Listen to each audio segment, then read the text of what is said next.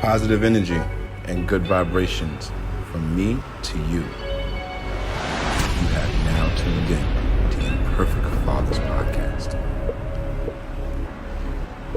Yo, what it do? What it do?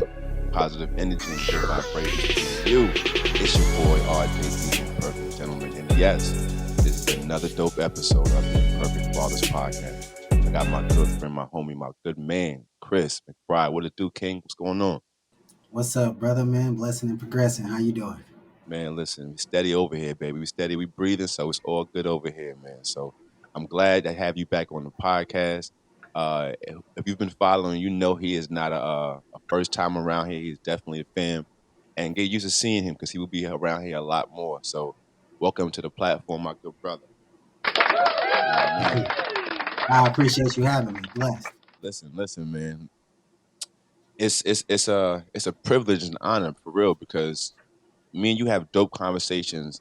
Like we said earlier, even yesterday's conversation, we was on the phone for hours, and the content in our conversation in itself is dope for real, and it's something that should be recorded and not just for our own, you know what I mean, our own vanity, right?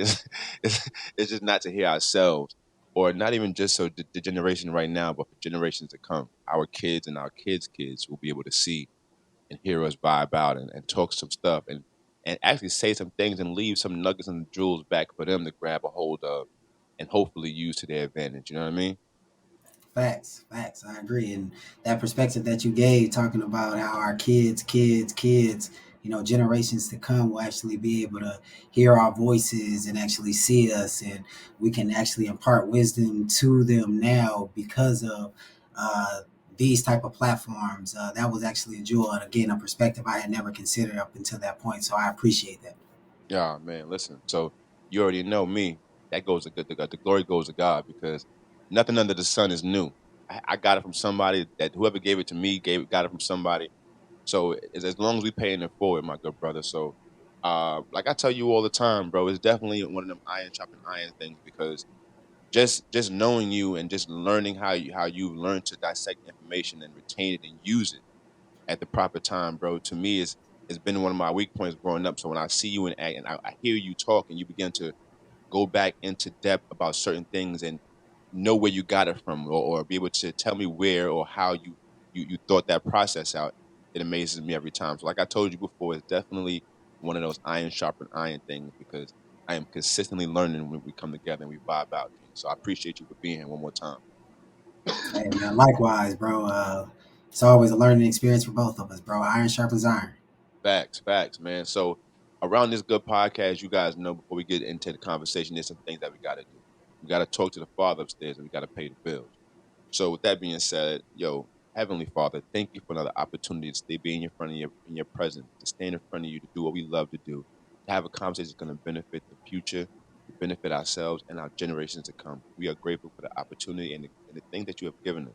So right now, God, we say thank you. Right now, we also ask you for the grace and space to go before your people one more time, to do things that we love, and help drop some jewels off, to say something that may impart some wisdom, some energy, and some encouragement into the kings of this world. So right now, Father, we ask you to do these things because we know that you are capable and you are able. These things that you ask in the matchless name of the Most High. Amen. All right, so the bills around this good place. My lights are on. It's dope.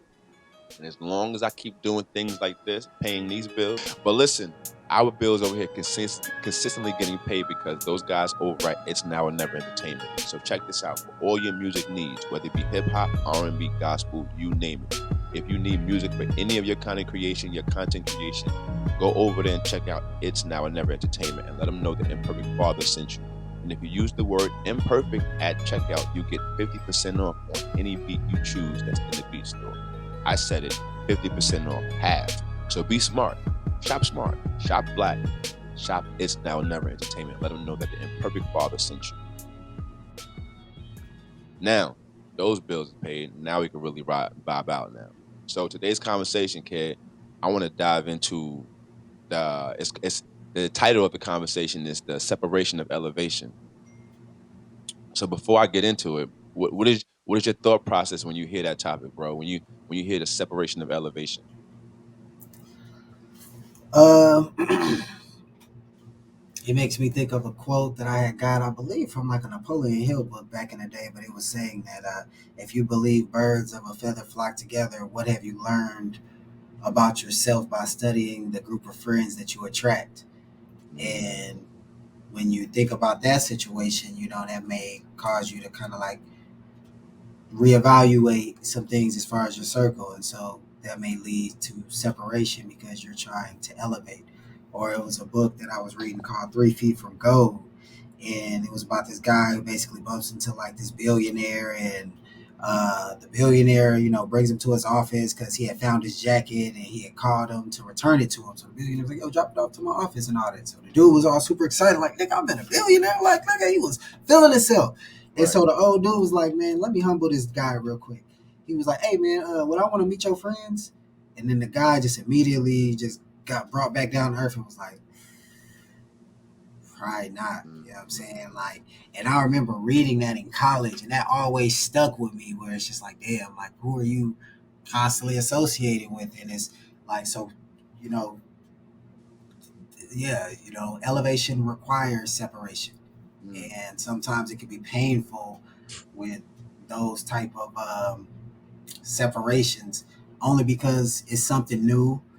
It's almost like it's grieving in a sense, like a loss, like a death, right, right. A part of you. because the connection, yeah, it's like, this is who I'm used to doing something with. I'm used to doing a lot of my habits with. This is who I'm used to talking with. This is who I'm Right. used to riding with. And it's just like, now things are changing. I gotta ride in a new group and find a new. It's almost like constantly just having to find a new relationship. After a while, it's like, damn, it's like trying to do Exhausting. another one, and it is. So that's kind of what comes to my mind. That was kind of a long answer, but Nah, and I appreciate it because it's I'm as you were sitting there speaking and like I really was thinking like, man, that's exactly where I'm headed with this because when you think about elevation, like you think about just going up, right? You think of just ascending. You just your first thought process is up. And that's what all of us really want to do in life, right? Like if you really think about it as a whole, like we all just want to be better, right? We want to go we want to go to the next level, which you know what I mean, which is normally up. You know what I'm saying? So I had to really, really think about this. And I was really having some hard issues because I am loyal to a fault, bro. Like if you're my friend and I call you my friend or if I call you my brother, like I will look past a lot of things just because I love you that much. You know what I'm saying? And sometimes that's cost me a lot. You know what I'm saying? Like good things, bad things, and indifferent. But one thing I've learned is that friends and life and your life are seasonal. Like it sounds harsh, but it's true. Not all of your friends are going to be with you for the rest of your life. And a lot of times it won't be death that brings a separation. You know what I mean? Like it won't be a traumatic event that separates the two parties. It'll be something that you have never seen coming. You know what I'm saying? It'll be something that you would never thought possible uh, uh, to happen between you and that person. So I say all that to say I've been I've been losing a lot of. Let me not say losing because that's like a negative because I haven't lost at all. I've just released, right? Let's put it like that. I've released people out of my life and it hurt. You know what I'm saying? Like it wasn't it ain't been an easy thing like, yo, oh that was easy just releasing the people out of my life, but it's been necessary. And like I was telling you offline, I've been really questioning and asking God like, yo, what's going on? Like why am I going through this? And I kept feeling in my spirit like, yo, check a rocket, research a rocket. And I was like, man, research a rocket. All right. Well, I watch some videos on YouTube. I'll check it out. So I began to watch some videos on YouTube of rockets and NASA and all those things. It's pretty interesting, as a matter of fact. You might want to check that out when you get a chance. Like really, I learned a lot just watching a few videos and listening to people talk about rockets taking off and the force and all those things. But when I was watching it, I was saying to myself, what does this have to do with anything? Right? Like, what does this rocket have to do with anything I'm going through in my life right now? And especially, I feel like every time I ask God about what I'm going through right now, currently, I keep feeling like He keeps sending me back to this rocket. So I'm questioning, what does this rocket have to do?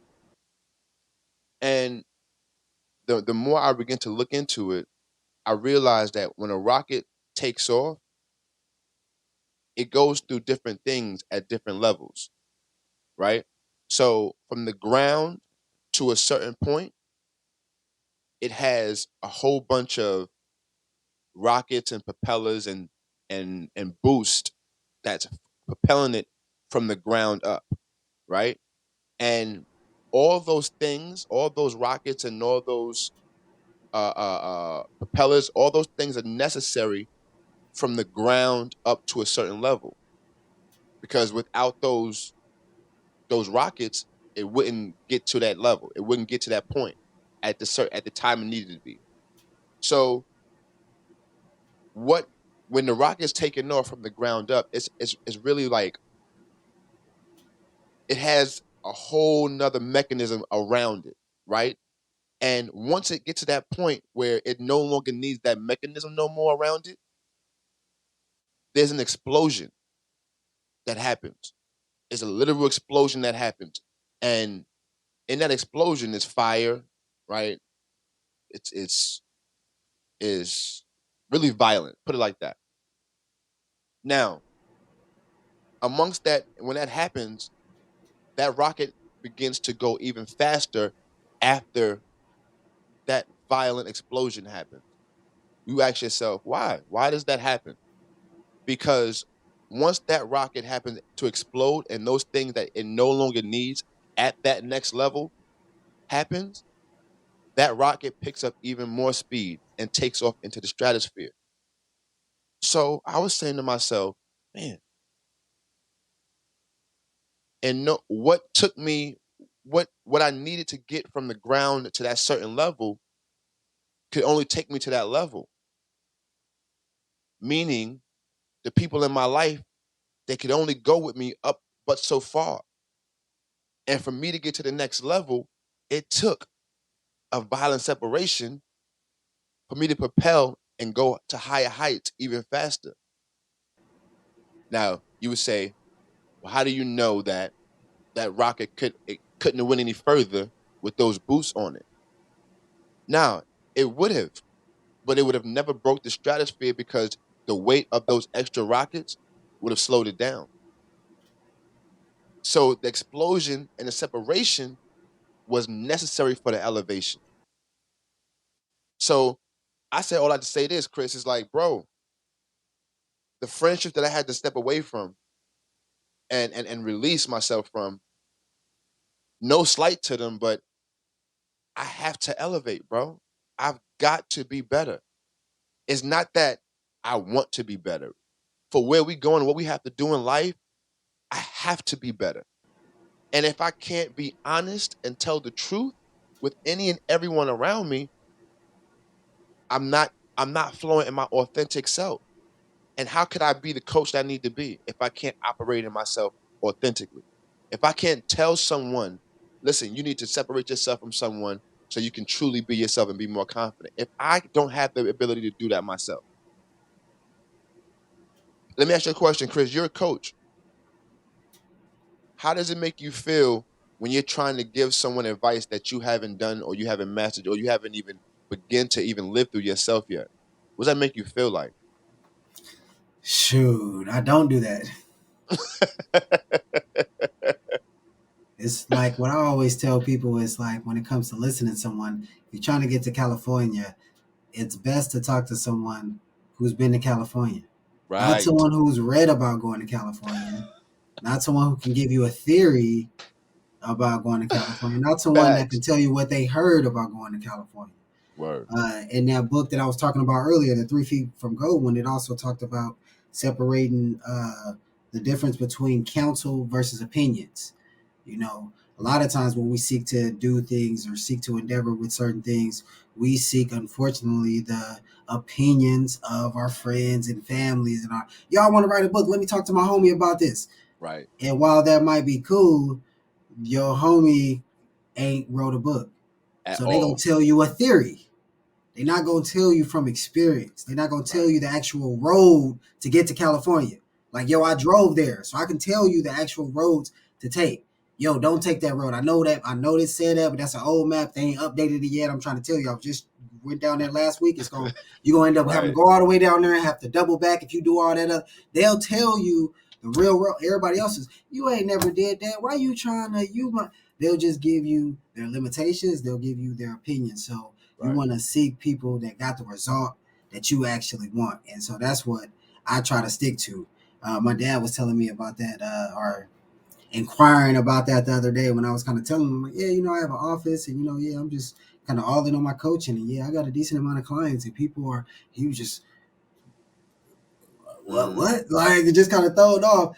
And he was like, well, what about like when, and he said something extreme. And I'm like, I stick to my zone of excellence, as Warren Buffett always says. Stick to my zone of excellence. I'm not trying to do everything. I can't Right. do Right. everything. But Facts. in my area, oh yeah, I'll rock out. In my area, I try to expand my circle of excellence as much as possible. But within my area, oh yeah. But again, it's also, I can't remember who said it, but they said you can only go as deep with someone as you've been yourself. So the Right. reason why I'll rock out in my zone of excellence is because, to your point of only following somebody who's been, is because I've wrestled with these demons. I've Walk that talk. overcome Word. these situations. I can I can get rapport with somebody who's at a real low, because I've been at a real low. I mean, Right. even what we talked about yesterday, where, again, the only thing I can describe it as is incredible sadness that had overcame me, and just I had to pride myself at the end of it because of where I am emotionally in my development, where I was able to just sit in that.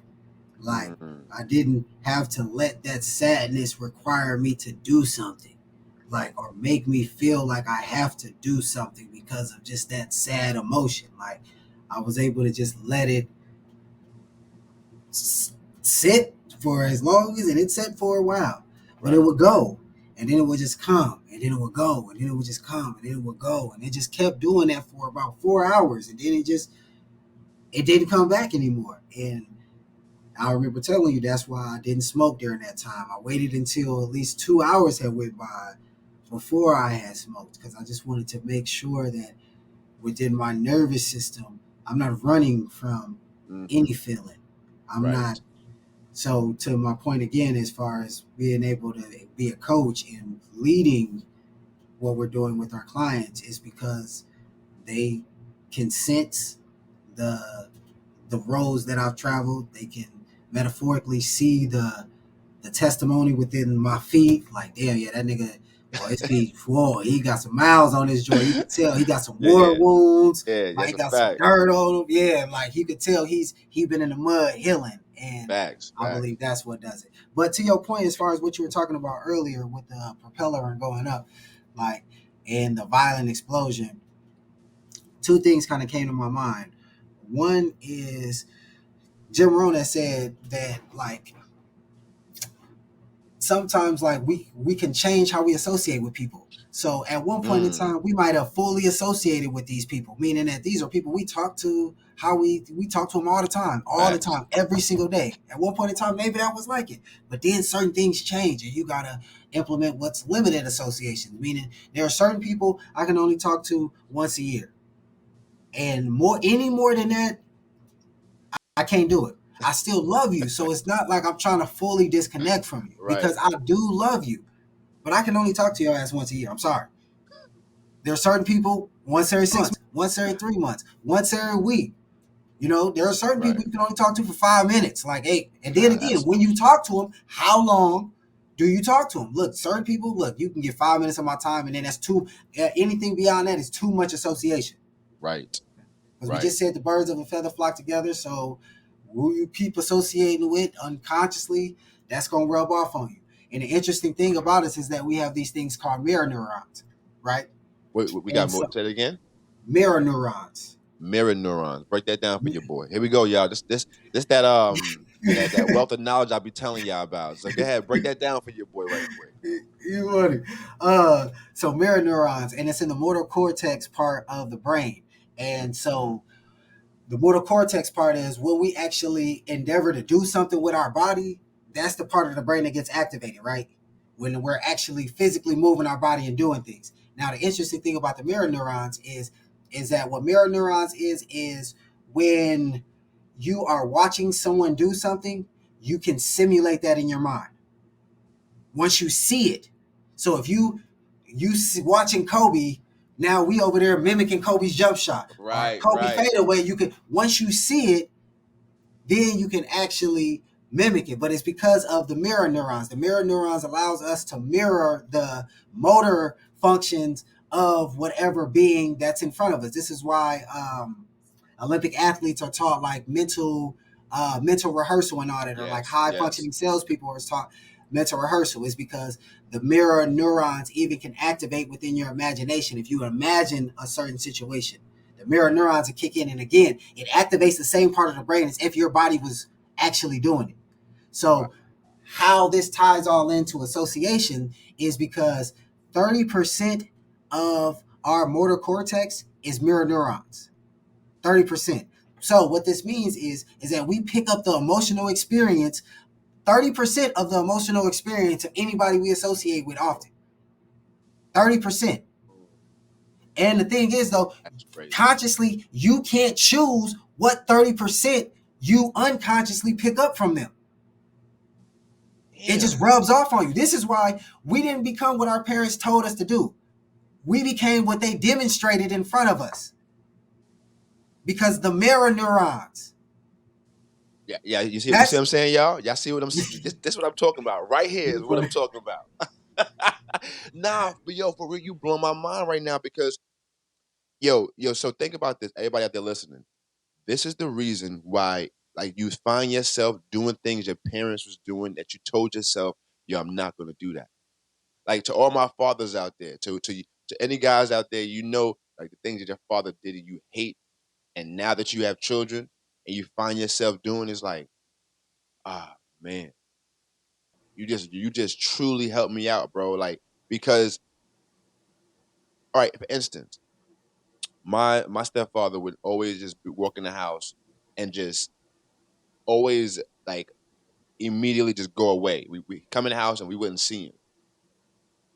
I find myself now is like I come in the house and I go to my office immediately, or I go to my room, but and I have to find myself telling myself, yo, go be present, go be with your family right now.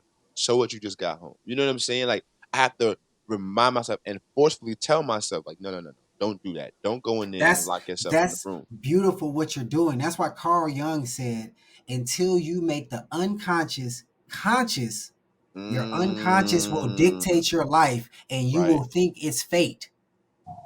You will be like, oh, that's just how I am and all that. It's not just how you are, it's our unconscious programming. And that's again the point of having a coach, is because it's hard to see the picture when you're standing in the frame, but a coach can highlight the things that you're doing unconsciously. Once you make it conscious, now you're in a position to change it, just like you said. Now I'm conscious aware of what I'm doing, what I was doing unconsciously, because you right, wasn't intending to do that. It's just what you conditioned to do. You just modeled it because that was right. just what was demonstrated in front of you. So now that you're Mirror. conscious about it, you can change it. That's the thing that gives us dominion. That's the only thing the conscious is for, is really to change our unconscious, bro. It's Right, to right, program the right. conscious, and to, once we become aware of the unconscious, to change it to what we want it to do. That's literally what the point is of it. And that's what our willpower is for, is to be able to hold our mind, our thoughts, our energy in a certain way. But a lot of times then it's hard to do that because external factors tend to dictate our mind. And that's not the way that God intended Absolutely. us to be. Yo, let's dig into it right quick because yo, when you go to focus and lock into something, right? And then we have all these other distractions. Like I heard someone say that we only have but so much willpower every day, right? That's true, right? Facts. It's like So gas in a car, bro. But you get a fresh right, start every day. right. You got a fresh tank every day. So and great analogy because even with the gas, once you run out, there is no gas station for your willpower.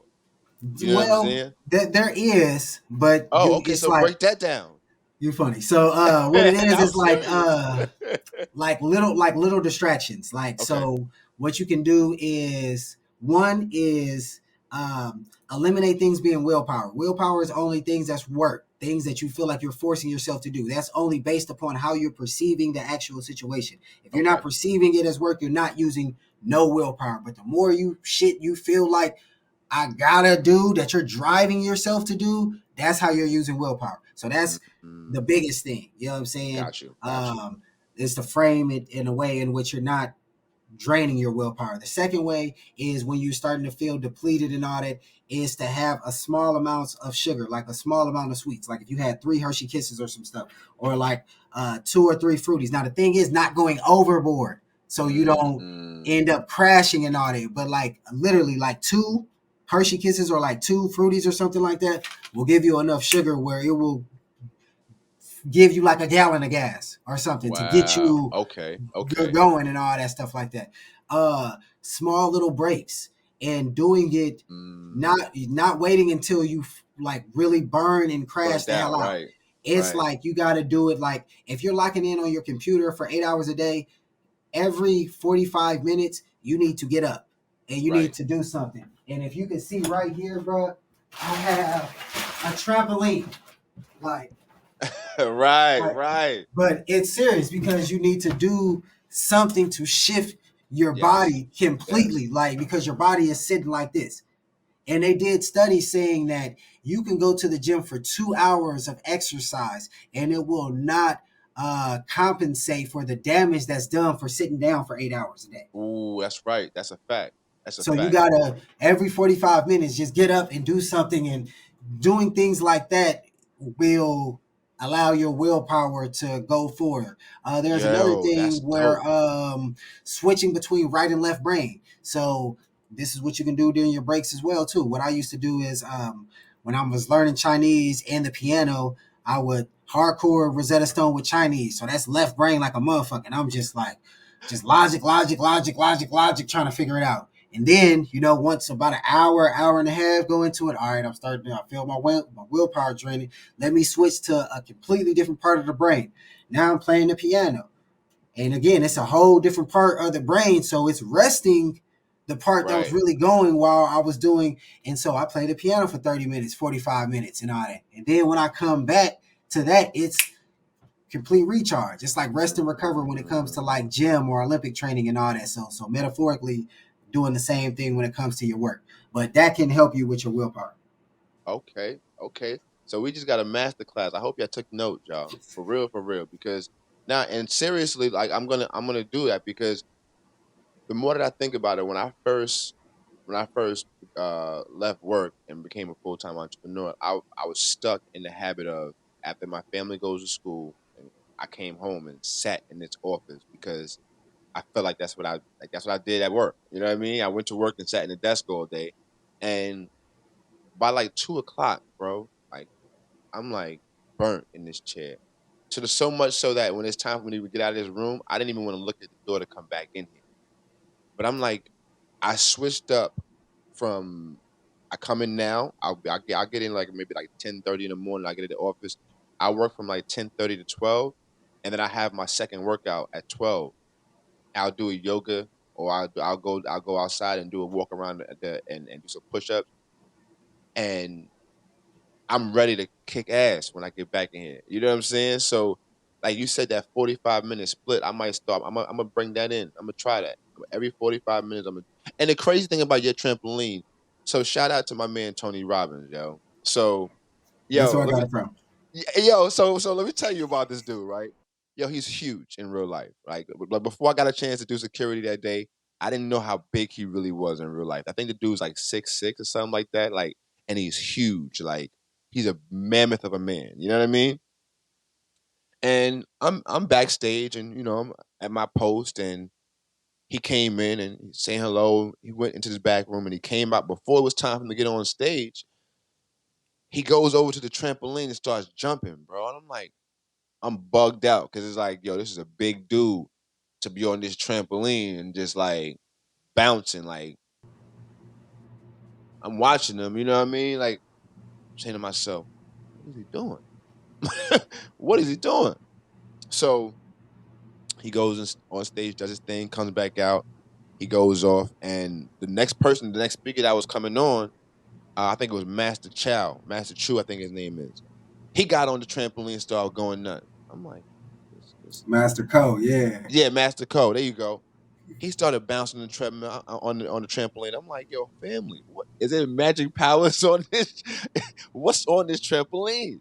So after a while, like, wow, the other guy came out, and I began to ask him. I'm like, yo, listen, what's up with the trampoline? So it's like, yo, it's changing your physical state, right? It's about changing how you feel before you go to do what you need to do, getting yourself into an elevated, escalated state. And that's when you're working at your highest point.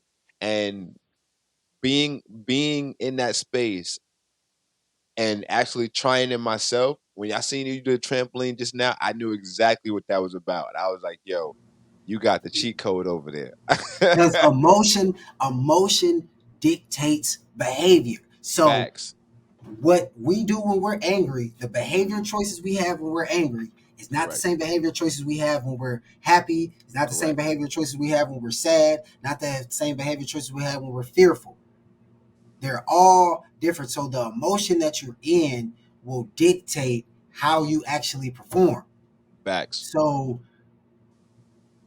that's like the key thing of it is a lot of times when we're just sitting so much, we don't realize that we're unconsciously putting ourselves in, you know, how we got like power poses. Right. Right. Well, a lot of times how we're sitting naturally, it takes us into a powerless pose. Correct. And so like, one of the things Brian Bradley, that's always with Tony Robbins, he's the guy Right. that's always doing things with the physiology and all that. He was on my podcast. Shout out to Brian Bradley. Shout out, my guy. And one thing that he had taught me was when you're sitting down, what you want to do is, so you know you got your pelvis and all that, right? That's on the chair. Right. What you want to do is roll it forward.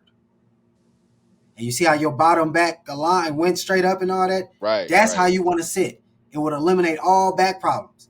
So just keep your pelvis rolled up like that. So naturally sit like this. Yes, roll. Oh, wow.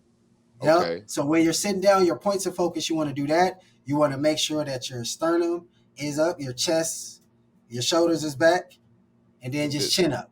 And that's just perfect posture. That's just, and if you notice as you sit like that, it's easier to hold than the pain on the back. It's easier to just hold like that. Seriously. And like now you actually have to, and you're using your body to hold yourself up. You're using your muscles instead of leaning on something else to hold you up. You're actually holding yourself up when you actually rotate your hips up in this chair like this. Now, that's a game changer. Like, so you gotta like, and don't get it twisted. Like, I have to actually think to sit like this at first. Like at first, this is gonna take work, y'all. Like I'm sitting like this right now, but even as I'm trying this, my body naturally wants to go back into my slouch position because I don't naturally sit this way. So correcting it is going to take work. Facts. It's like tuning a piano.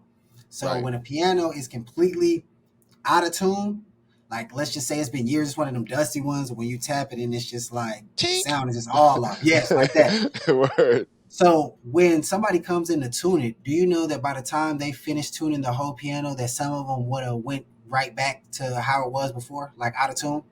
Nah, I didn't know that. And then they'll got to come back maybe the next day and tune it again. Got to come back every single day for maybe like a week or two.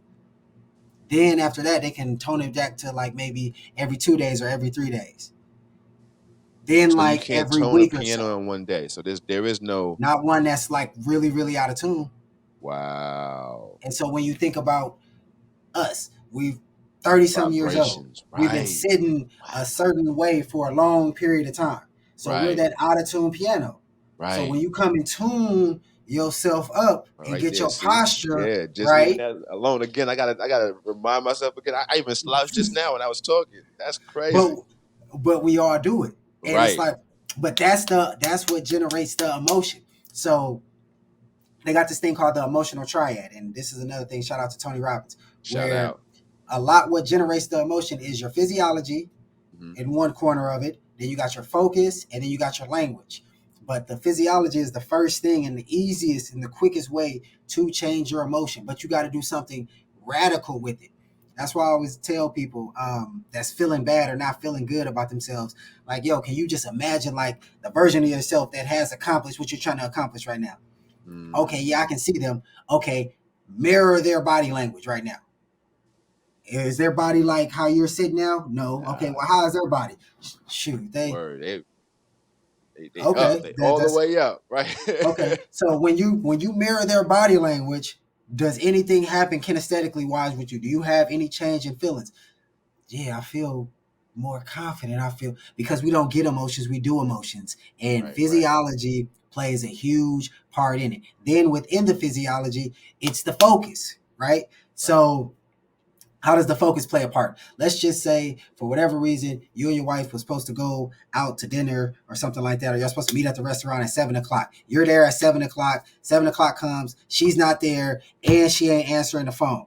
Like, now, depending on so now what's going on in your head? Where is your focus? That is going to dictate your emotion. Okay, so whether you feel like it's some type of betrayal going on and that's the focus, or whether you're concerned and Right. that's Right. the Right. Right. Like. but depending on the focus Hmm. depends on the emotion. If you're Right. It concerned, it's going dictates to what you generate a feel. sense worry and all that stuff like that. But if your focus is, Right. man, she on some bullshit, then that's going to generate a sense of anger, a sense of rage, a sense of, Right. but it's all within our mind and it's all dictated on what we're fucking focusing on. Like, just like, You do know, we so tend to you focus? trick ourselves. We be tricking ourselves and don't realize it really be us Yes, in our own yes. physical state. Like you know Yeah. what I'm saying? Like that's what This is it why they be. say most people don't date us. We are dating the object of, they're just our object of displacement. So you're not even really dating Mm. them. You're really dating all the people in your past that you're putting the filters through. This is when people be like, I've never let a person treat me this type of way. And so it's like, so I got to deal with, but that person did that. Why Right. Why why am I you paying doing for that that? to me? Right. Yeah, Right. why I gotta? But that's where it comes from. Just the focus in the mind. And again, it's unconscious most of the time. Most people aren't consciously like, yo, let me piss myself off real quick. But that's Right. what we're doing. We're doing this to ourselves. And then back to the physiology point, like I always tell people, I did this thing with this kid. I used to run his youth program. And he would always get mad as hell. And I'm like, well, one of the ways to make ourselves emotional, there are many ways, but one of the ways to make ourselves emotional is to take on the appearance of whatever emotion you want to take on. So, Mm. and words don't change people, experience do. So, do an example real quick. How do you know somebody is mad? Facial recognition. What Right. gives, but I'm saying, what on the face indicates to you that this person's pissed off? Like scrunched up Okay, so you got it. face. So the eyebrows go down. Right. Right. What Right. else? Eyebrows down. What else? The clenching of the jaw, Clenching of the the jaw. What snarling else? of the nose, and then and That's this more disgust. and This is this disgust. The snarling or of the nose. But anger like the anger, is you had it right with the eyebrows down, the right. jaw, the The lips jaw pressed lint. usually. Right. The upper eyelid is going to flare up just slightly. Okay. Now, what I want you to do is I want you to do that. So I want you Okay. to lower your eyebrows. I want you to raise your upper eyelid. I want you to tighten your jaw, and I want you to press your lips. And I just want you to hold that and let me know what feelings start happening in your body. You start feeling shitty, right? I don't want. I don't want to feel this shit. All But right, hold on, isn't hold on, that hold on. Let me try it. Let me try it again. Hold wow? on. Siri started talking to me. But isn't that interesting, bro? Now, the interesting thing is they did a study where they shot Botox in people's Oh, faces, and that's whack. Yeah, I don't want to do but they that. stopped people from being able to uh, constrict those muscles. Like, so how we got the muscle that we're able to drop our eyebrows and the muscle to tighten our jaw and the muscle to press our lips. They Right. shot Botox in people and stopped from people being able to constrict their muscles. And do you Okay. know they was not able to generate that emotion? Shut the hell up. Because it's the constriction of the muscles that sends the electrical impulse to the brain that lets us know to feel that particular muscle Oh, or that particular emotion. This is why when you're also mad, how do you know a person's mad when it comes to their hands? Tight like a oh, motherfucker. yeah, they tight. If a person was even angry and you told them to fully relax all the muscles in their face and all the muscles in their body, and you really had them do that for 5 minutes, bro, they wouldn't be angry anymore. They couldn't be angry. Mm, You cannot be angry fully relaxed. You can't. But if you just start tightening your hands, you'll start feeling a little bit of it. You ain't even got to do nothing with the face, but just really tighten, keep tightening your hands real tight. You'll start feeling a little bit of it. aggression. You feel aggression. And so it's like the Yeah. body is a Right. real trigger for, Mm, and so that's why radically doing something different for the body is the best way to get yourself out of emotion, because unconsciously when you're feeling a certain type of emotion, your body is doing something and you're just not realizing what muscles are constricting that's causing you to feel a certain type of way. But once you become aware of the muscles that are tightening, that's why I tell people do an inventory. Know what muscles is constricting when you feel mad. Know what muscles is constricting when you feel sad.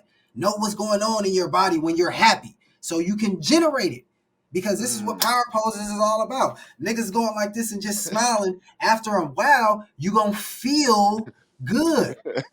So it's about Word. recognizing, all That's right, a what does fact. my body do naturally when I feel amazing? When I feel confident, what does my Ooh. body just naturally do? Think about all the times Ooh. I ever felt confident. This is what I do with my clients. Think about a time in which you felt confident as hell, unstoppable, just where you felt alive. Go back to that memory, close your eyes and just re-see it like you were there again. What did you see? What did you hear? What did you feel? Just go back to that and now get them living. And then once they body start, now I know what to do with their body to get them feeling whatever Right. you need them to Right. feel. Right. Powerful, Right. bro. Yo, listen, see this, and let me tell y'all something. This conversation went where it went, and I'm so glad because this is what I've been really trying to get people to see. There is so many ways that we can change our own existence, and we don't need anything outside of ourselves to get the process started, yo. Like we as coaches, we don't we thrive and our businesses thrive on people and helping people move forward. But when you if you don't want to start the process yourself, we can't help you. You know what I'm saying? And just being able to change your physical state to be able to change how you feel is a game changer. And I hope that whoever listens to this podcast tonight, you really honed in on that and you really, really use that as a tool now to snap yourself out of the emotions you feel. Because if you let's think about what the word emotions is. It's feelings, emotions, emotion. You know what I'm saying? So they're gonna change. After a while, but we don't have to wait that long now. We Christians gave us a gym that we don't have to wait that long to change our emotions. Yo, bro, listen. I'm about to get me a trampoline in here. I don't know if my wife is going. She probably might wonder, like, babe, what you got a trampoline for? Don't you worry about it. I'm gonna put you on game. No But facts. now it's necessary, and like I said, I'm glad you broke that down because I truly did not know that the way you construct your facial muscles and move your facial muscles can affect your emotions, affect how you feel. I that right there for me. Where is that? Hold on. Where is that? I gotta find it. Awesome. Awesome. Huh? And so, like, I'm trained in recognizing facial expressions and all that stuff like that. So that's why, like, mirroring facial expressions or creating a facial expression, like, you kind of practice in. Now, Hmm. it's good to be able to recognize it because certain people don't. And this is another skill that's learned in our industry where you got to be able to tell the difference between conscious suppression and unconscious repression. So, Right. conscious suppression meaning consciously somebody is trying to keep something from you. Okay. Consciously a client is trying to, you know what I'm saying, not reveal some type of information. But Hmm. then you got the unconscious regression. And what that is that The unconscious repression is when they are unaware of how they're feeling. So it's not that they're trying to conceal an emotion. They're really not aware of it. So Right. being able to even just recognize the distinctions in facial expressions helps a client out, because you could be talking to them about something and then a quick flash of anger will flash on their face. And being able to just recognize Mm, that and identify that, you're just like, oh well, what about this topic made you angry? What about your dad makes you angry? Or whatever we're talking about. What about right. leaving your jobs makes you angry? Your coworkers make you angry. Or you might see sadness flash upon the face, which is, the inner corners. I'm having a hard time doing it right now, but the inner corners specifically go up. You tend to pout your lips. Your upper eyelids are drooped down a little bit and all that stuff like that. And that's more so sadness. And being able to just recognize the emotions again help us to be able to, all right, let me relax my muscles so I'm not generating that particular emotion. But then again, also being able to help another person, because sometimes it is unconscious regression where they don't understand how they're feeling. They're not even aware. Have you ever talked to somebody, you like, yo, bro, why you angry? And I ain't mad. And you like, you not mad? But seriously, sometimes people are not Word. aware that they're in an emotion. Right, right. No, seriously. Bro, to be honest, I've been there. Like, Me too. I've literally been there. Like, my wife would be asking me, yo, what's wrong with you, babe? Why are you asking me that? And her famous answer is, do you see your face? Like, that's always her response. And I'm like, well, I see my face. Ain't nothing wrong with me. Like, but then one day she actually brought me to the bathroom. She was like, come here. And I'm walking to the bathroom. And we go to the bathroom. I look in the mirror. I'm like, oh, okay. I, s- I see what you're saying. You know what I'm saying? Like, and I didn't even realize, but at the time when I was coming home every day, I was unhappy, bro. I was working at a job that I was truly, truly physically unhappy about. Because if the truth be told, I was literally making just enough money to pay my kids' daycare. So I'd work all week long, have just enough money to put enough gas in the tank to get back to work on Monday after paying their daycare. And I was doing this for months. And I'm like, I didn't even know I was that miserable. But like you said, you won't even know you'll be in it because, like you said, you're so stuck in your picture. Like you don't see the entirety of the picture because you're inside of the frame. But it takes, like we talked about offline. It takes someone who's standing outside of that to be able to say, "Hey, let's check this out. It's not what you think it is. Come out of that right quick, and so I can show you what it really is. Come look at it outside of that frame. And it takes an outside person, an outside source to be able to do that.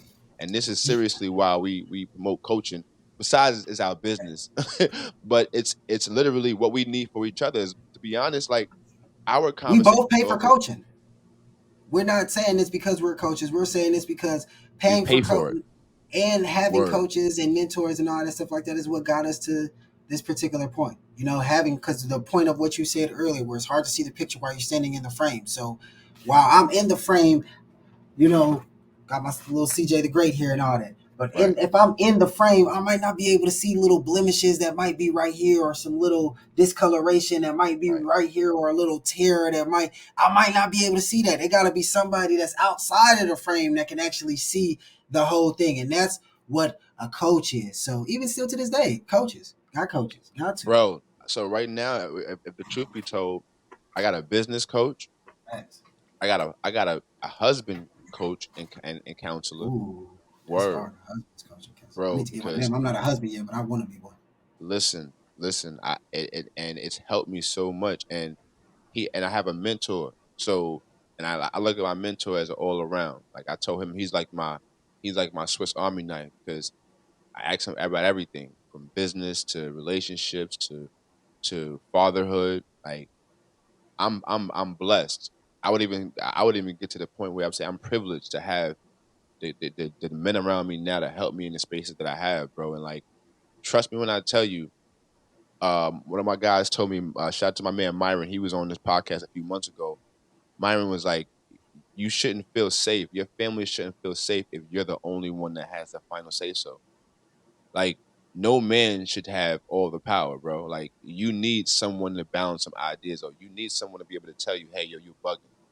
You know what I'm saying? Like because nobody know it all. We don't all have it together, and a lot of families suffer when the man believes that he knows it all, when believe that he's the one that has the last final say so, and there is nothing above or can say anything to him. And there's a lot of families who suffer because of that thought process. And to be honest, until I was made aware of it and I was shown, right, I was taken out of my frame, I didn't think about that either. Because a couple years ago, somebody would have told me, yo, bro, you need a husband coach or mentors help you be a better father. I'd have been like, what? Nah, I'm good with that. But the truth of the matter is, ever since I locked in and I tapped in, my family's happier. My children are happier with me. My wife is happier. And to be honest, And it's it less. takes a certain level of humility to even just, because that's Yes, what I want to commend you on, bro, is the humility to, because that's one thing that holds men back, some men back, is the facts. not wanting help from another man because we feel, you know what I'm saying, that we got to be vulnerable in that aspect to just go to another man and be like, yo, man, I don't know what I'm doing. Yo, I need some help. You know what I'm saying? Or I appreciate, I see what you doing and I aspire to be where you at and do how you handling it and all that. So that shows a high level of humility. Let me ask you, are you up for an exploration real quick, like an exploration Yeah, exercise? yeah, absolutely. Let's get to it. All right, let me ask you, what's something more you want to create of in life? What? Wait, help me understand that question. What's what I do? What's Bring it something back. you want to create more of in life? Oh, what's something I want to create more of in life? Mm, I would like to create more strong families. A strong family. Where I want A to create strong more family in what way? um, better relationships between the mothers and fathers, stronger Better relation. relationships. Okay, just in the world, stronger relationships Right. in the world amongst mothers and fathers and all that. Correct. Okay, a stronger relationships among mothers and fathers to do what? To build better communities. Like because the one thing I do know is that my kids are going to have to some point interact with yours. And in order for this world to be a better place, our kids have to interact, and they got to interact on a different level. They can't come together on this combative, on this competitive frame. We got to come together as creators. And I believe that it starts in the house. That doesn't start outside. That starts between the mother and the father. Because when me and my wife are in tune and we have less arguments, our children are in different spirits. You see what I'm saying? So I know for a fact that if the relationship between the mother and the father is right, our communities as a whole will be right. So building relationships between mothers and fathers so that it can be stronger communities. Okay, so let me ask you, can you think what's a nice colorful mental image that you can create right now that represents that? A nice, colorful image would be in a nice, beautiful glass building with beautiful, beautiful couples in black and white gowns. That's what you see? Yeah, I Okay, see. you see beautiful colors with black and white gowns, and what else?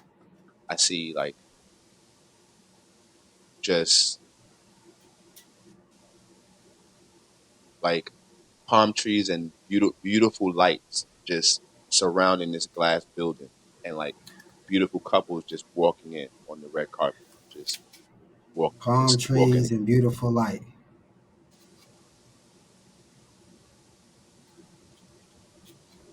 Couples walking. All Glass right. glass building, beautiful glass, crystal glass uh building. And so, with this image that's in your mind, I know it's in your mind, in your imagination, and all that right now, but if you could point to where this picture is in your mind when you're seeing it, where is this picture at? If I had to point to it right now, it would be over here. Okay, it's over there. Okay, Yeah. so what I want you to do is in your mind, what's the size of the picture? Is it something like this size? Is it like this size? Is it like bigger size? Like Oh, how it's big? the size of it is massive. Like it's like this. It's a massive picture. I would say it's like I can't even see it with both my eye. It goes past my peripheral. That's good. Okay. What about floor to ceiling? Is it that high, or can you expand it higher? What would happen if you made the picture go from floor to ceiling, like so even expand it high up? Oh, oh. So if I'm standing there, it could be higher, but I have it at like a 5, 6 story peak at a point. Yeah. Okay. So now let me ask you. So when you think about that image of the palm Hmm. trees, the beautiful couples walking by, the beautiful light, the glass building, when you think about that, the glass crystal building and all that, and you think about, building men and women to stay together so it can build strong communities, if your body could represent like the feeling of accomplishing that as you keep your mind on that image of the beautiful palm trees and the lights and all that stuff, what would what would be the movement or the expression in your Right body here, right here. I would sit back and like that? I would enjoy Okay. it. I would really enjoy it. I would So just now let's ah. do all three. So the same way with the body, yeah, doing all that, but then also while thinking of that image and seeing the Ooh, palm tree, seeing where that's yeah. at, seeing the crystal glass, seeing the beautiful light, seeing the couples and all that, and just while thinking of that goal of bringing men and women together to build strong communities, and just kind of notice what's happening in your body as you do all three of those at the same time.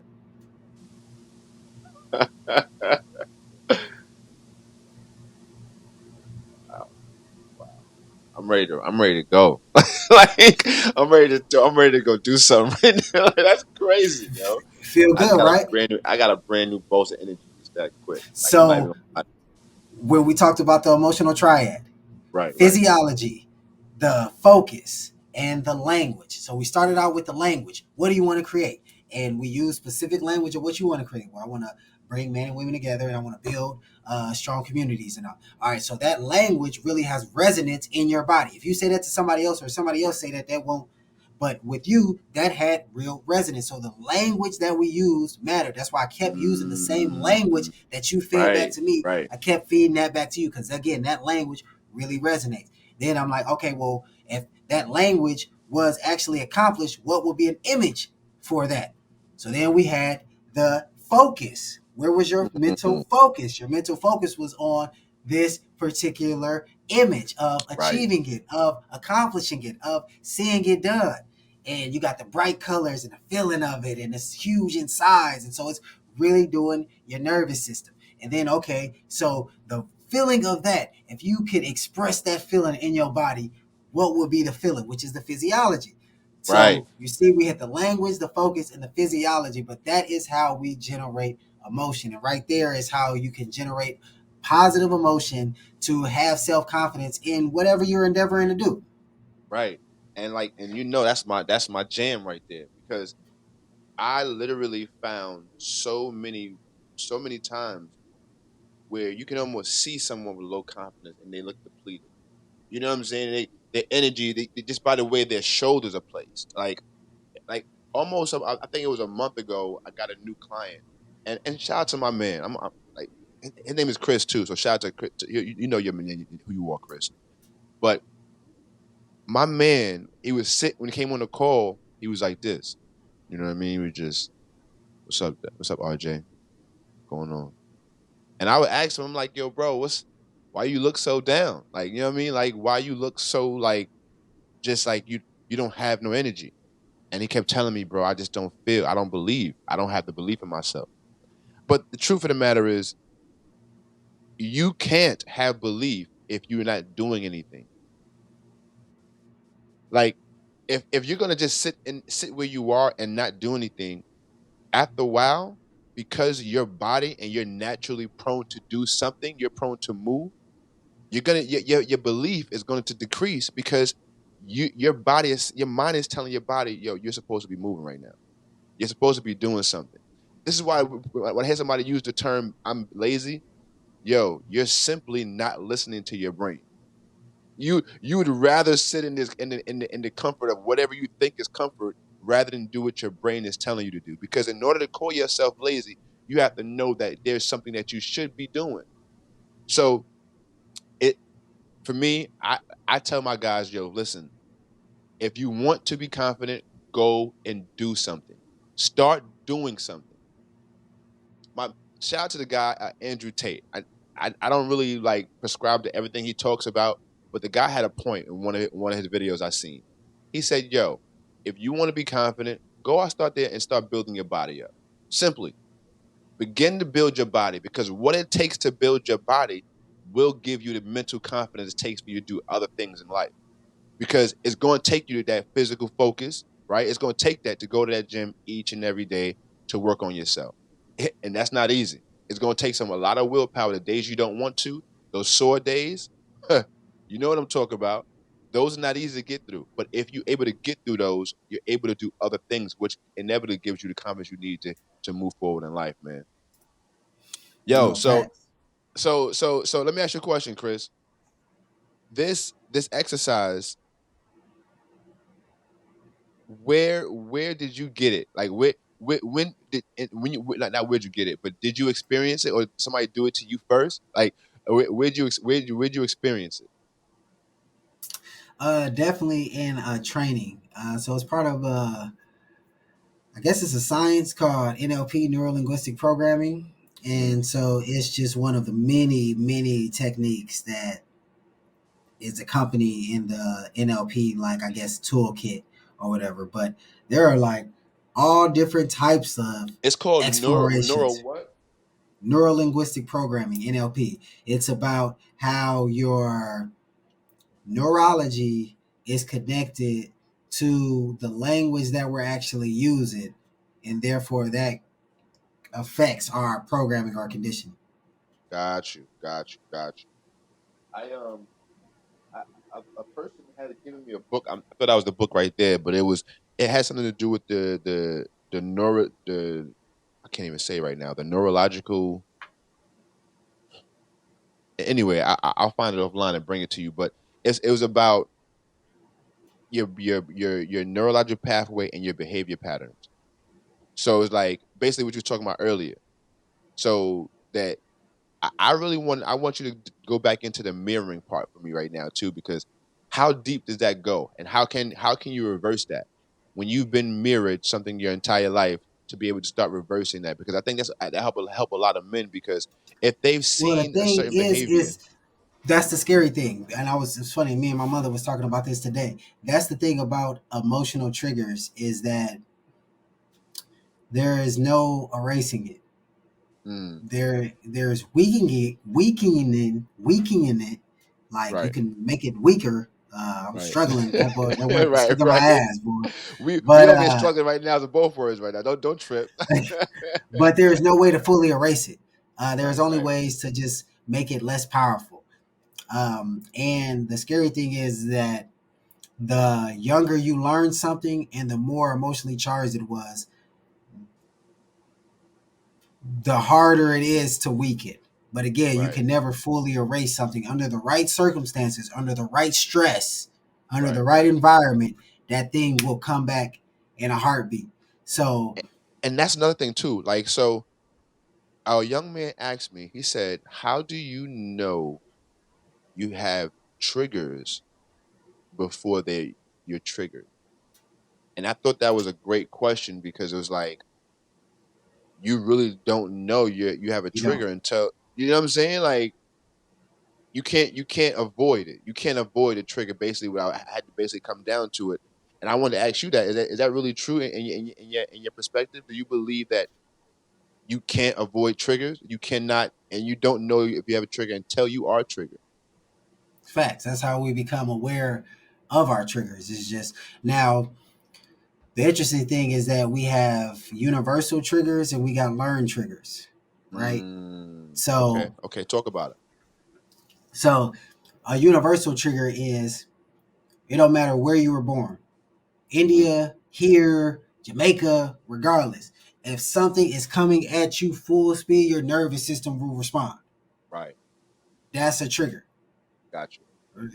That's universal. It don't matter Universal. where the fuck you Universal. was born. It don't matter who the hell Right. That's a survival thing that's wired into all of our DNA and our physiology from evolution because it's a survival mechanism. If something's charging at you, your nervous system needs to be on full alert and respond. So Right. we have universal triggers. Anger is a universal trigger.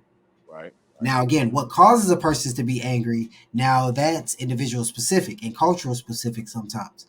But Okay. the trigger of anger, that is universal. Primitive tribes have it. Motherfuckers that don't speak no English, ain't never seen a city, ain't never seen a Right. car. Right. Seriously, Right. ain't never been They get exposed to it. They angry. never seen Right. internet. They get angry. They get sad. They get disgusted. They get mad. They get Right. happy. They feel those emotions. So those are universal. But then we got the things in which are specific to the individual in your culture, which are things that we learn. Those are things that we learn in our household, things that we learn in our school, things that specifically happen to the individual that's linked specifically to your nervous system. Because remember, the nervous system is always trying to hit a target and avoid one. We're always trying to move towards something and away from pain. We move towards pleasure and away from pain at the exact Same same time. time. Right.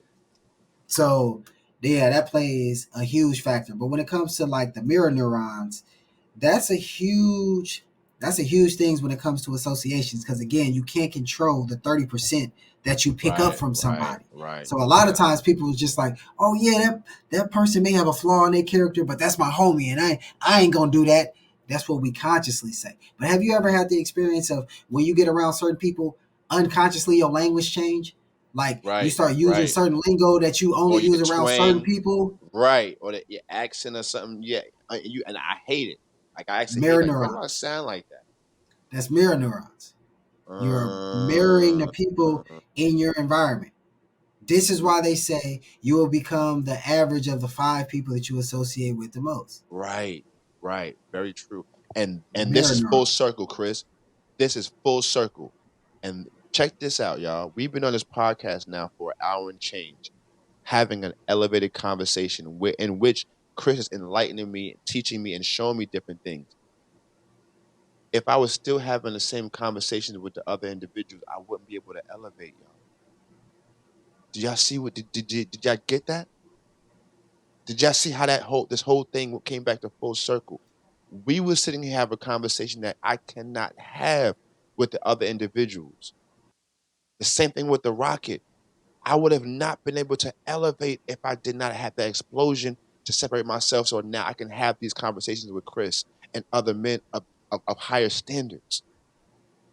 Now, I'm not saying those other individuals I had relationships with that they're bad people because they're not.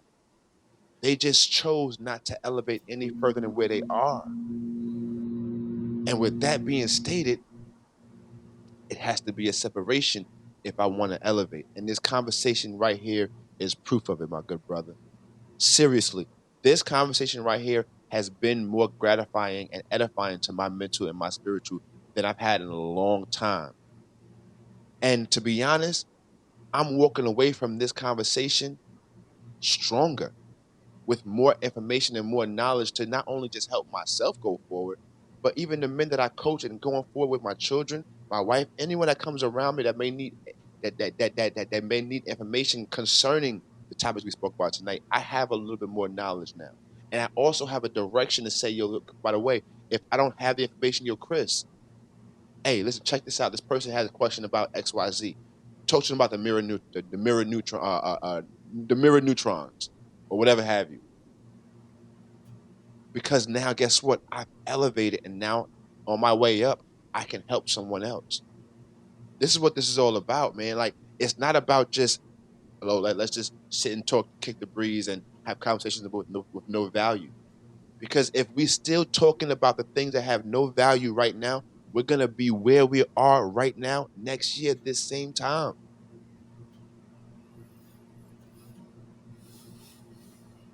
I Facts. really, really hope that the way that this podcast episode went around, that you really see and felt what I'm talking about. Because the people who understand that you have people in your circle right now that you know you should let go of. You know you should let go of. But you only hold on to them because you feel like that's your comfort zone. They've been with you through the quote unquote mud. But the truth of the matter is, you're only struggling and holding yourself hostage and your future hostage based upon your relationships and your proximity to them. Because I'm not saying you got to just completely take them out of your life, but they can't be your everyday conversation. Have you heard of the law of the 30 law of 33? No, I haven't heard. What's that? Law 33 has to do with associations. And so Mm. what it's basically saying is you should spend 33% of your time Oh, with yes. people Yes. that's on your level. That's, basically your equals. Right. 33% of your time with people that's Mentors. above you, where Right. you are trying Right. to be and all that stuff like that. And then Correct. 33% of your time with people that's below you Bro, because you I want didn't to know that was give a out the same 33%. grace. I didn't know that was called. I had no clue. So that's it's called 33 what again? Law of 33. Law of 33 because to me, I was calling it just the levels of of association. I didn't know, but you know what I'm Hey, saying? it's probably called that somewhere. You know what I'm saying? They just be spinning it and calling stuff their own stuff. So it's just Facts. That's a that's just fact. where I got it from. But like it probably he got it in somewhere and probably changed the name to just Law 33. But it was probably Law of Association or whatever. You know what I'm saying? You better believe it. As me and you will, as the further we go, when we gonna put ourselves on something else, and somebody else is gonna take it and run and call it law. You know what I mean? So Hey, it's facts. there's nothing new under the sun, and this is why I am so appreciative of having conversations, and I I like to have conversations with people who know more and who studied and shown themselves proven because there's nothing new under the sun. You just got to it before I did. You know what I'm saying? Like, and there are some things that I've gotten to before haven't gotten to it. So it's the literal going back and forth that makes us both better and understanding that, like, listen, just because you know something that I don't know doesn't make you better than me, right? Like, and the separation of elevation doesn't mean that the people you separated from you're better than. I want to put that out there as well. Doesn't mean you're better than them. That just means you've gotten to a place in your life before they have. Let's put that out there because I do not want anyone to think that, oh yeah, when I elevate myself I'm better than someone, because at the end of the day, if you believe that, you're worse than. The way I look at it, it's just like, yo, we all came in together and like, yeah, we was in middle school and we was all hooping together, so we used to hooping together. But now that we done got to high school, they naturally put me on varsity. So I'm sorry, but you still my man's. But Right. we can't. Well, we just not really in the same circles anymore because I'm just in this varsity squad, and you just on JV. You on JV because of your work ethic. I'm on Right. varsity because of my work ethic. So it's again, it ain't no love lost. It's just we're not gonna associate as much anymore because we're not with the JV squad as much. I don't got access to talk to you much. I'm talking to other people every Right. day and all that. We talked every day because we was on the squad at the time Right. and all that. But now it's just proximity. So now it's just Right. I'm rocking that hoop. So it ain't nothing personal. Just like when I see my other friends that may have elevated to other circles and all that stuff like that, and I was still where I was at. I was never one to, be envious and jealous. I had read Right. Right. in the Power of the Subconscious Mind. It said you should before you could be wealthy, you got to really be on mentally good terms with everybody. You can't be Facts. internally, Facts. you can't be jealous of nobody. In your mind, you got to be at peace with everyone. And so, Correct. just like, yo, so when other people have separated, I ain't want no love lost. I'm just like, yo, that's what's up. They doing their thing. Not so Facts. when I do it, I don't feel, I don't, what did Jim Rome say? He said, you don't give an apology for a good harvest, and nor do you complain when you had a bad harvest. Right. You do Right. the work that you're supposed to do, and nigga, you live with the results. That's a whole fact. And and the truth of the matter is this: like, whenever you have someone that you feel like you growing apart from, that's really not anything that you have control over. You know what I'm saying? Like, it's two directions. You're just going in two different directions. Now, my thought process is, if you want better for yourself, you have to do better. Now, whatever that better is, you have to do it, right? Like, if that better means going to a different part of the world, or changing something about you, you got to do it because that's bettering you. And if the people around you don't understand that, they're not meant for that level in your life. They're not meant to be with you in that space. And I believe that one of my hardest lessons learned is that just because you came with me doesn't mean you're gonna go leave with me. And that's the hardest truth that I've had to swallow. I've had to internalize and actually live with. So that's the reason I've had to. That's the reason why this episode is what it is. And I'm so grateful of how we have this conversation tonight, Chris, because seriously, I wouldn't have been able to have this conversation with the people I'm talking about I've elevated from. And it hurts because I want them to be a part of this. You understand what I'm saying? Like, I want them to want this part of life. But if they don't want it for themselves, I'm just frustrated. Bob Proctor used to say, R.I.P. Bob, he would be like, Yeah, man. "You're Yeah. lucky if 1 out of 10 of your friends change. You're lucky." He would always say that. He was like, "Look, if you're really gonna build something," he was like, "I built my millions from strangers." Right. And then Seriously. after because Jesus said you can't be a prophet in your own land. So after I became a prophet in another land, then the people in my land started to, so then your family members started like, oh yeah, they did. And all these people want to start supporting you. But everybody else is like, it's going to be strangers. And you got to be comfortable with that. You got to be comfortable with finding your tribe. But they will come if you out just doing your thing. That's why one of my greatest examples of that is my homeboy Darren here. He's really one of the biggest people I know in network marketing. Probably got like some 3,000 people under him. Uh, he's really, yeah, really beasting out here. And but that's his biggest thing is like he found like all his closest people now, like that really be with him all over was strangers. The people that he really built up, and they'll speak with him while he in Germany, or they'll speak with him while he in Dubai, or they'll do this like, all over the country and all over the world and all that with him. Strangers, and he built from the Wow. ground up and all that stuff like that. And it's but those was the people that rocked with him. Now again, Right. everybody else tried to jump on the bandwagon once he had already started to ascend and all that. But Right. the Right. people that he started flying with, strangers. Complete strangers, right? Those they weren't day ones, right? And that's Yep. that's where that cultural dysfunction comes in at. Like the cultural programming, we got to have our day ones with us. We gotta take it with us. Like, and that's what's going on. Shout out to my man John Moran, man. I want to shout him out right now. As a matter of fact, He need a coach. He need one of us. Shout right, us out, bro. but hire us. God damn Right, it. real rap, yo, job because and we're saying this with the utmost love, bro, because I was you. No, I never had your money. I've never had your athletic ability, but the longing to be a part of is what you have, my brother. And the You have this recklessness, I desire, had that. The recklessness right? behavior. The reckless behavior because you have the desire to be a part of, and bro, it's what you're trying to be a part of, which you don't realize you're bigger than. Like what you're trying to get approval from, you're really bigger than. Like what you're trying to get approval from is actually leaching from you. And the world at this stage that we're on, for this age that we're on, we can see it because when we were your age, we couldn't.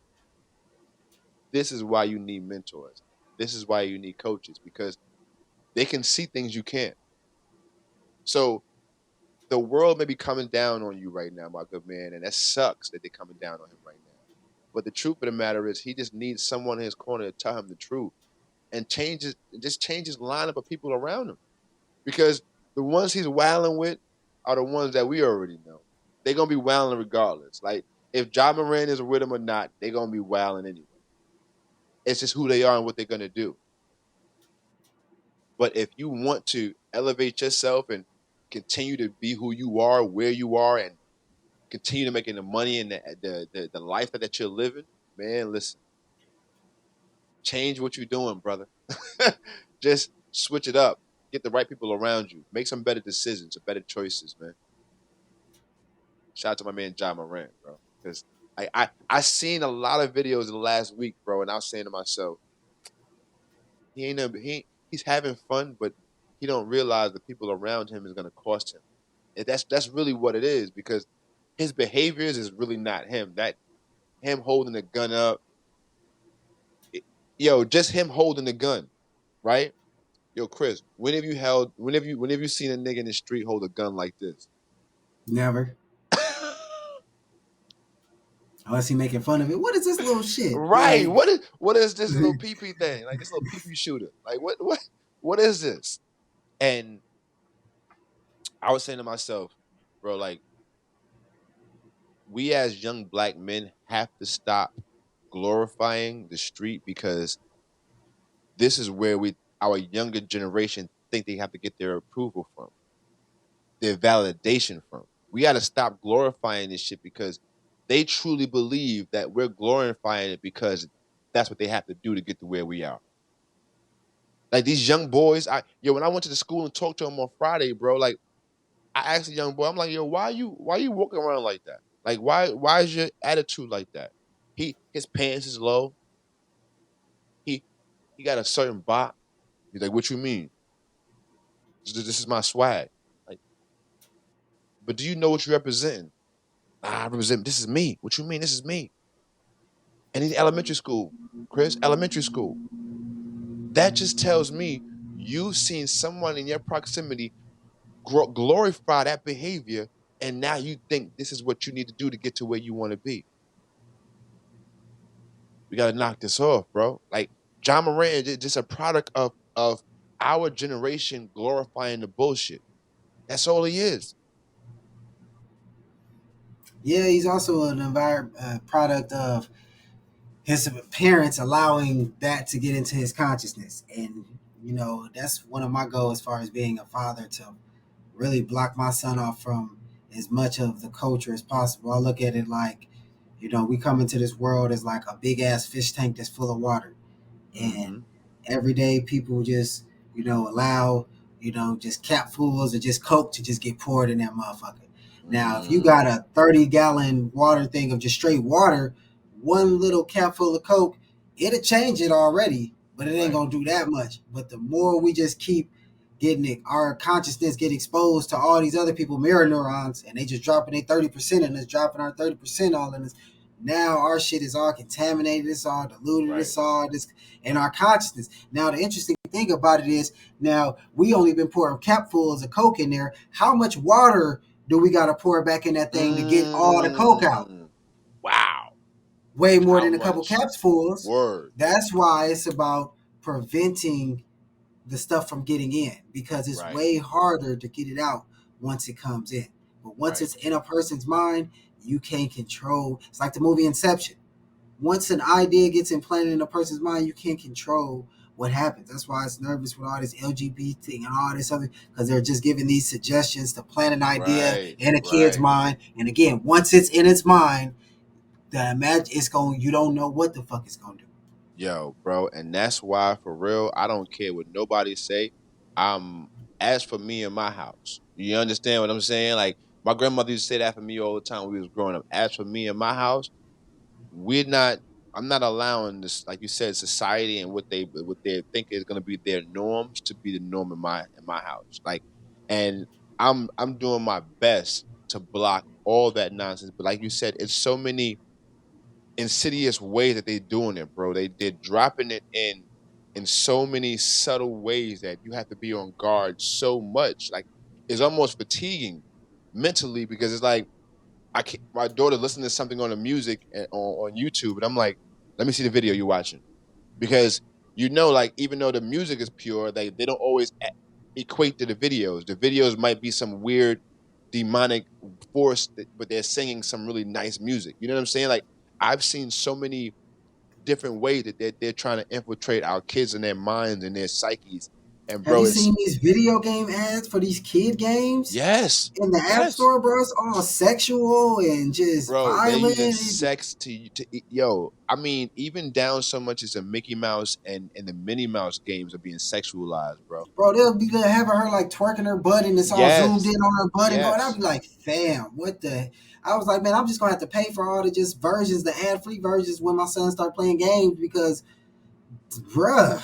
bro. Seriously, no. And like right now, I'm on such a watch with my little girl because it's about influence, bro. Like, and shout out to the boy, Word, Word. Shout out to my Where's Taylor? Words Taylor, shout out to Words Taylor.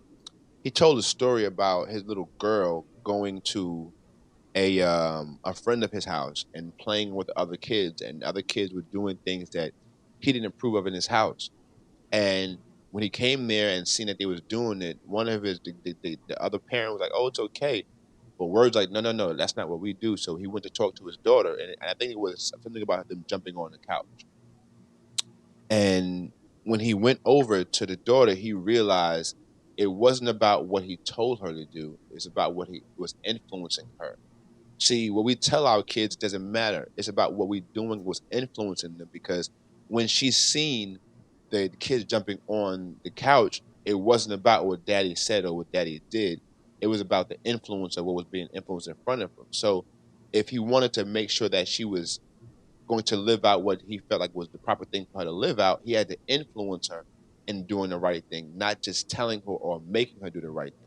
So therefore, going back to your mirror neurons, it's about doing and mirroring what you want your kids to be able to actually do going forward.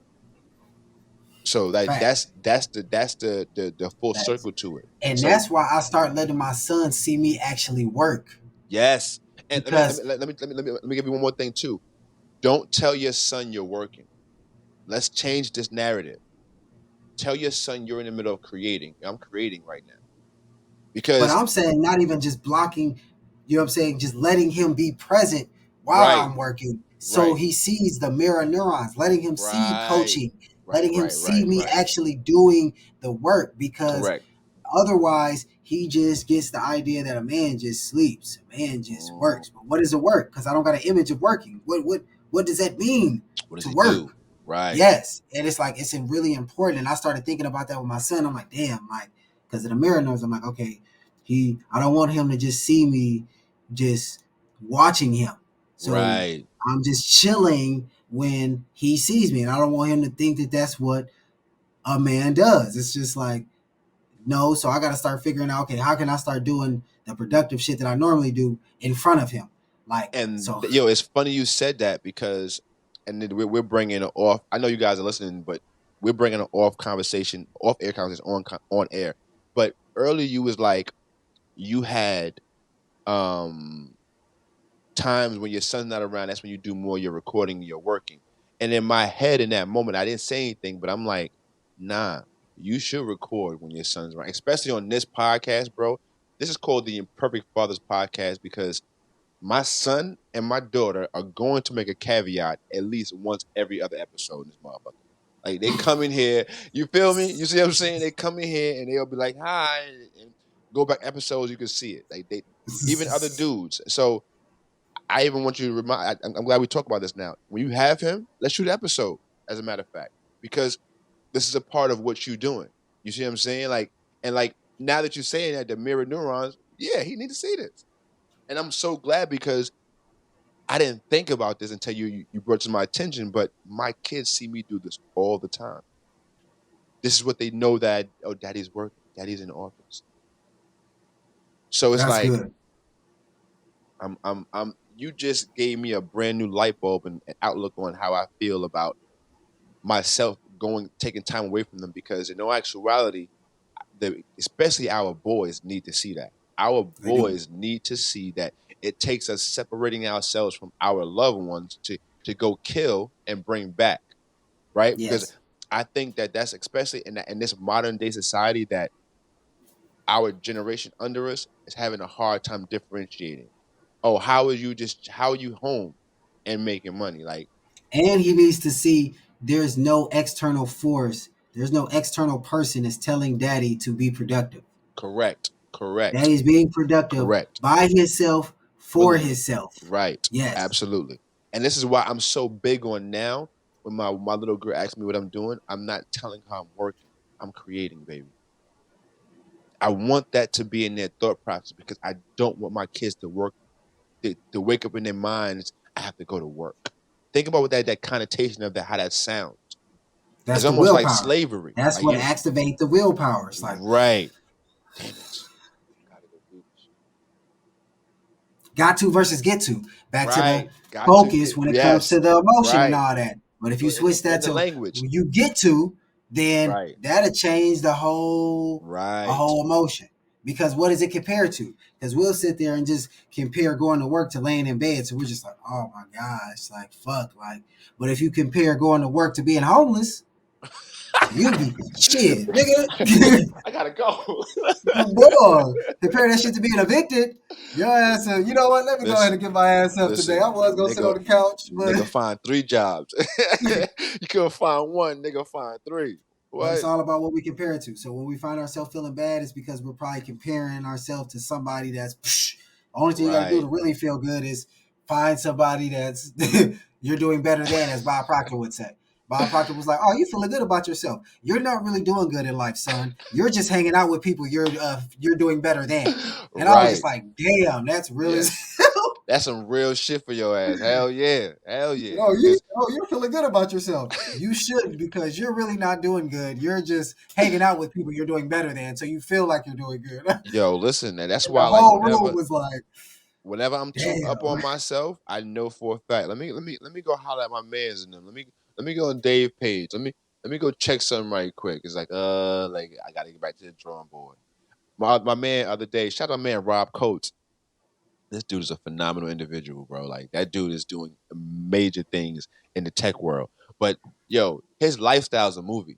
So whenever I feel like, oh yeah, I'm all the way up and I'm doing my thing, I just go on Instagram and go on his page and realize like, let me get back to work. Let me get back to work. He's having lunch on a yacht for the 3rd time this week. Let me get back to work. You know what I'm saying? Like that's not it. Facts. Yo, man, but listen, we about to get up out of here. This has been a phenomenal episode. And like I said, I did this. It wasn't my intention to go this route to show back to the original part of the conversation, but I'm so glad it was. I'm so glad it did because I wouldn't have been able to have this brand of conversation with an individual who is not looking to better himself, right? And this has been my point of action and my point of view now going forward. If you're not looking to better yourself, I'm not looking to lock horns with you on no level. And that's just been my new moral compass going forward. If you're not looking to better yourself, me and you can't do business. We can't even do personal together. Because at some point, it's going to be a frustrating thing between me and you, and it's going to be a discord. I'm only looking to lock horns with individuals who's looking to go forward and be better. Because at some point, I'm going to slack off, and I know it. I'm going to need someone to say, yo, RJ, get your little silly ass up. Stop playing. You got to do better than this. Your family needs you. They depend on you. I'm going to need someone to do that, and I'm going to need someone who's comfortable enough in their own skin to be disagreeable with me and also stand their ground. And it takes someone who's comfortable enough, who's done the work.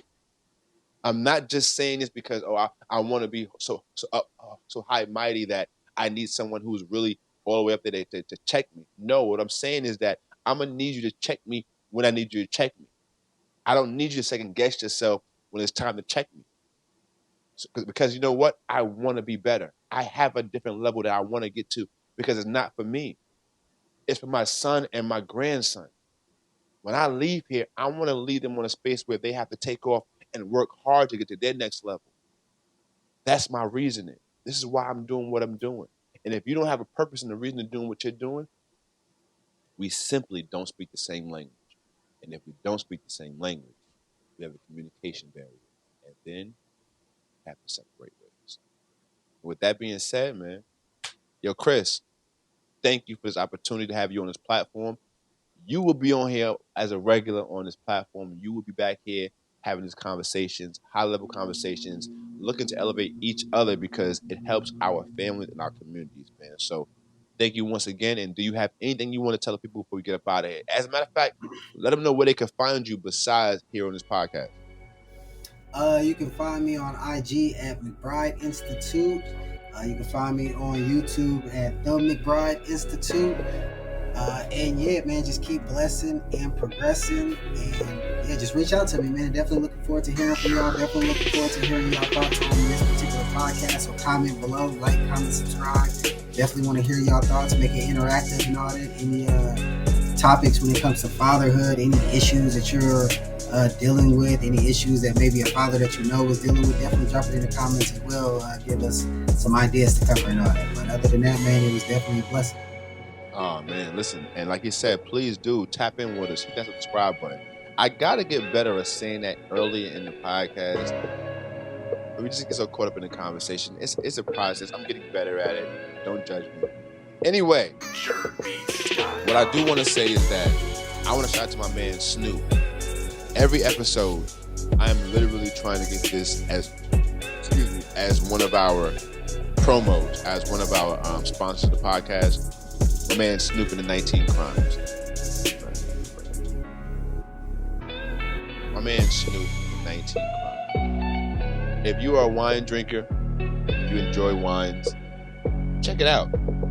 I've been enjoying it now for the last couple of weeks, and I really wasn't a wine drinker before this, but this wine right here has changed my mind. So I always give it a shout out. It's been like the last 4 episodes I've been giving it a shout out. So I'm gonna keep shouting out till at some point they give me a sponsorship. So once again, shout out to 19 Crime. My guy Snoop over there doing your thing, keep doing what you're doing. So for you guys out there, I appreciate each and every one of y'all for tapping into the Imperfect Fathers Podcast. Do me a favor, hit that subscribe button, hit that like button. Also, share it to somebody. Don't have that stingy energy. Give it to someone. The information that we shared tonight can definitely benefit you, but it will make you feel better if you know it benefits someone else that you know. So do something better than serve yourself and serve someone else. Share this podcast and get this information out there. We appreciate you and we love you all out there. You know our energy. Guess what? If you don't, we're going to put you on. To the world, fathers, you're just a dad. That's all you are. But to your family, you are the world. Don't you forget that.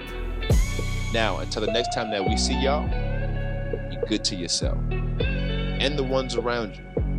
But if you can't be good to the ones around you, that's okay. Don't trip. Just get those people around you. That is RJD, the Imperfect Gentleman. And yes, this has been another dope episode of the Imperfect Fathers Podcast. Y'all be blessed.